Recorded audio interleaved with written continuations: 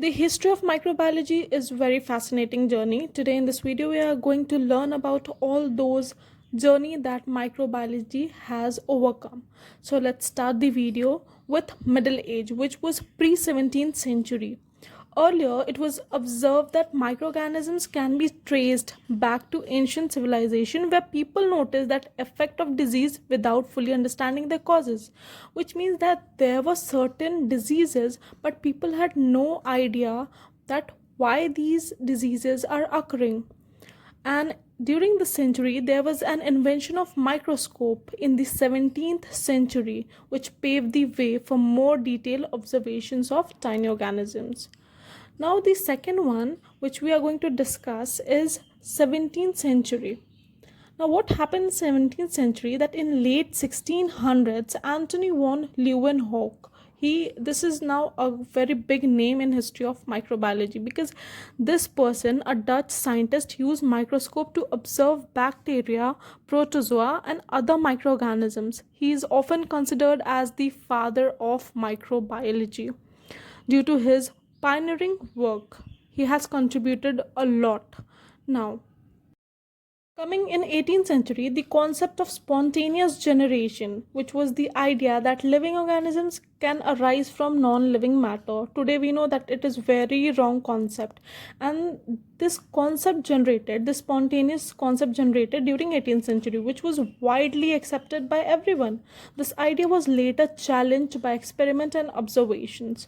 Now, even during 18th century, there was a big name which is Lazzaro Spallanzani, whose experiments in late 18th century helped to refuse the theory of spontaneous generation. This person helped a lot to refuse this theory by showing that boiled broth remained free of microorganisms unless exposed to air. In 19th century, Louis Pasteur also experimented and disapproved germ theory. He gave all those things to prove these spontaneous generation wrong. He also provided some evidences to prove germ theory with his experiment. Also, Joseph Lister applied Pasteur's theory and ideas for surgery. He also introduced antiseptic techniques which lowered the infection risk. Now, in late 19th to early 20th century, Robert Koch formulated Koch's postulate. Now, I am telling all these history in very short form. Later, when you'll conquer your microbiology syllabus, you're going to read about all these things. Now, what did Robert Koch do? He postulated a set of criteria used to establish the causative relationship between a microorganism and a disease. He identified that specific bacteria responsible for disease like anthrax, tuberculosis, and cholera.